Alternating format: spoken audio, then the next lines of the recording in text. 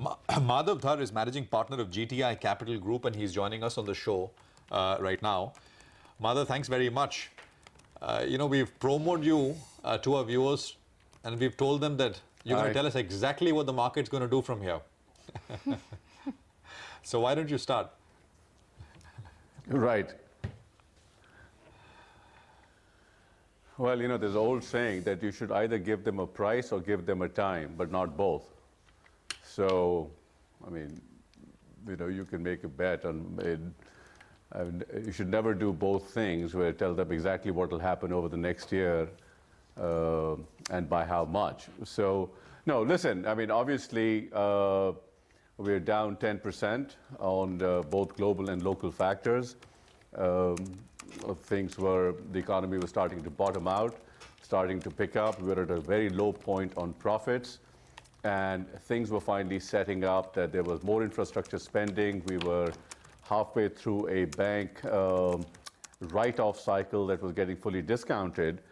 And then we've had two shocks, one unseen, and the one was widely telegraphed. The widely telegraphed global shock, not a shock, but an event, is the Fed hike, which has always coincided with a difficult time for developing countries and emerging markets.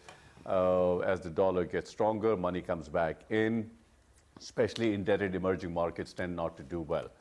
The second shock, obviously, which was a genuine shock, has been demonetization. So I think the market is, I'm not sure, I think it's probably 2/3 or 3/4 of the way discounting these things, and we've gone from close to 9,000 to below 8,000 on the Nifty now. So I don't know. I think we have probably 2 bad quarters, of which we have perhaps completed a month and a half. But we've basically lost 6 months and 15% on the market, and perhaps 2 percentage points of GDP growth. So I think it's largely been an unforced error that the markets are starting to digest. Okay. Madhav, hi, morning. With regards to just demonetization, what if the government now comes up with, say, some amount of populist measures in order to balm the pain? Because we do have the UP elections to reckon with the first half of 2017. So would that possibly be something, say, the markets would react negatively to if it does come out? And is that something that you're even contemplating?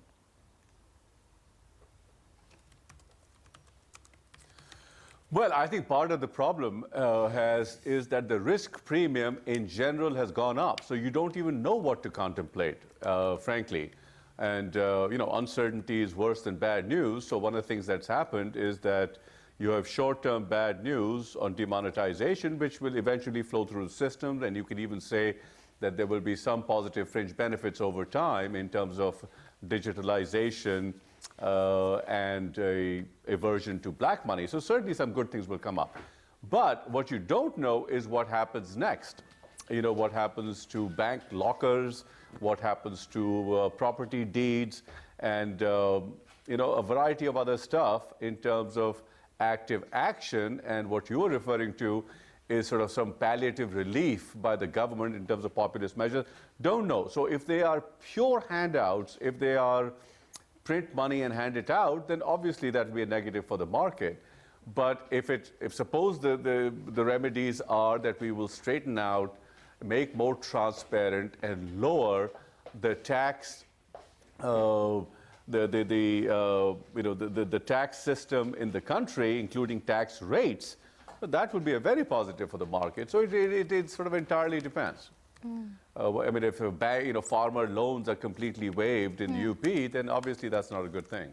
So depends what it is. Right. Okay, just to get that market point out of the way, so you said with 3/4 factored in as far as all the negatives are concerned. So then what does it translate into? How much more downside on an aggregate market level?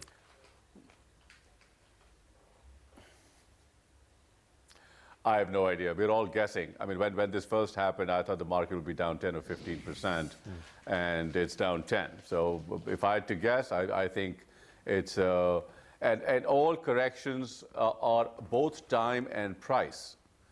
So it takes time for the markets to digest, sell, base out, and it takes a price decline for things to get slowly attractive again. So, as I said, we're 10% and 6 weeks into it. Perhaps it's 15% and 2.5 months into it. So I don't know, maybe there's a month to go and another 5 or 6%. At some point, this thing will flow through the system. You'll probably actually, frankly, have a very sharp rebound of pent-up demand, perhaps starting in a couple of months, and that will probably more than likely coincide with a market and a profits bottom. So from those lows, I think, things will start repairing themselves and the natural cycle will reassert itself and things will be fine. I just think, as I said, I think we've lost 6 months and 15%, of which 6 weeks and 10% is in prices. I mean, that's just my gut view of how this will play out. One of the reassuring things, frankly, is that a lot of people were worried about the Fed hike, but it has been so well telegraphed that, frankly, the rupee is holding up just fine, and a lot of very thoughtful people thought, we'd be through 70 at this point. So so the global factors are not as negative. Okay, fair enough. Madhav, we need to take a mandatory break. Well, we're still in conversation with Madhav Dhar of GTI Capital. Madhav, the one point that you alluded to was global factors. You spoke about the Fed, you spoke about obviously demonetization, which is a local factor. I wanted to also touch upon the Trump card, which took place in November, the Trump election. That too came as a big surprise to the markets, I think. And there is a view that it's going to be possibly net negative for emerging markets because corporate taxes are possibly going to fall in the United States. Your sense in terms of whether the FII is already sensing that and there's a structural change in the fund flow activity that we're seeing in markets such as India?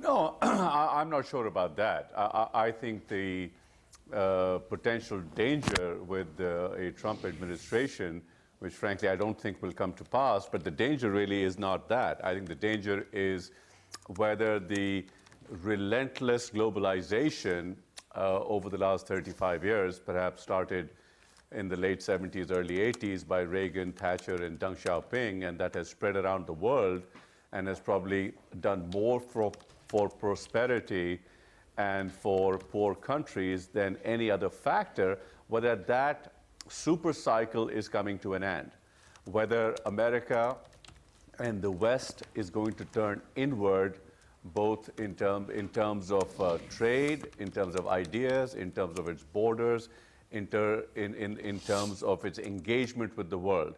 If that happens and we have greater trade barriers, global trade is disrupted, a free flow of ideas, people, goods, and services, which has been relentlessly forward going for 40, 35 years, if that changes. If that happens, that's a huge, big structural negative.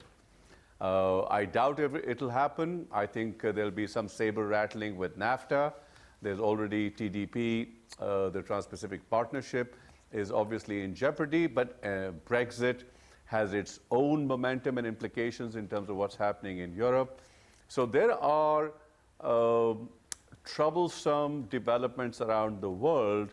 So what bears watching is not so much tax rates in the US and whether money flows back, whether the global environment for a smooth flowing of the economy, right, the global economy, is going to get impeded politically. That's a big thing I'm watching for, and I worry about that. I think it won't come to pass, but I don't know whether that's the optimist in me or the analyst in me. Okay. No, but what impact can that have for, finance capital? Would you say broadly the Trump administration has got business people. I mean, I was looking at the aggregate years of experience, is the highest for any US administration. Now, these are business people, and they want to do good for America for themselves. Right. And make that a much more attractive investment destinations for capital. that has implications for countries like India, which are trying to get this capital, both FDI and FII. America has been a fantastic destination for capital forever. I don't think it needs any help. So I don't think it's that. I think there is a political constituency in the white, uneducated working class that needs to be attended to politically. And what you have to watch out for, what kind of economic changes are engineered to satisfy that political constituency. I think that's all it is. It's not as if America is, the Chinese and the Japanese have put $5 trillion into funding America. I mean, America will always get funded. Yes, no. I don't think it's trying to make America a better investment destination. Right. No, I mean, so for example, corporate tax rates, if they're brought down to what they're talking about, right, which is 15% or so, what does that do? I mean, that incentivizes investment in America a whole lot more. I mean, it might already be very attractive, but it takes away capital which might have gone to other regions. But that just propels the global economy. But it's not a zero-sum game. I mean, I think global economy is not a zero-sum game. I'm just saying that if that happens and America accelerates, the world will go along with that. It's like saying, you know, let's not put more coal into the main locomotive because it'll get too fast. It's going to drag everybody along with it. So I don't think it's a market share game in global capital. So, I mean, if Japan were to do something to truly ignite Japan, that would be a fantastic positive for the Indian stock market and the US stock market and the German stock market and certainly for the Japanese stock market. It's not going to take capital away from one area and put it into Japan. So it doesn't work like that. I mean, Japan may do well relatively if they figured out some way to revitalize Japan, but it won't. The rest of the world won't do absolutely bad if the second largest economy comes alive. So are you adding on to your positions the world works that way. In India in that context?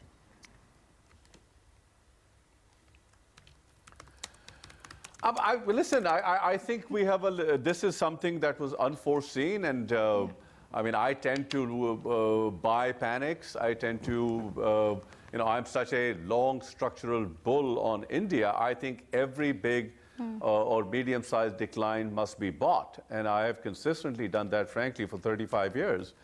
And I just think that this is troubling, what's happening, and this may take a little longer to run its course. Because we will have to see whether this has greater implications in terms of risk premium in India. And as you asked me earlier, whether there may be some more knee-jerk policy reactions of a populist kind that will be damaging to the economy and therefore the market. So it may run a little longer. But yeah, I mean, at somewhere here, I think you probably need to get engaged and start looking for stuff. Maybe not there yet, but close enough, I think, yeah. Madhav, it's a pleasure. Thank you very much for coming on.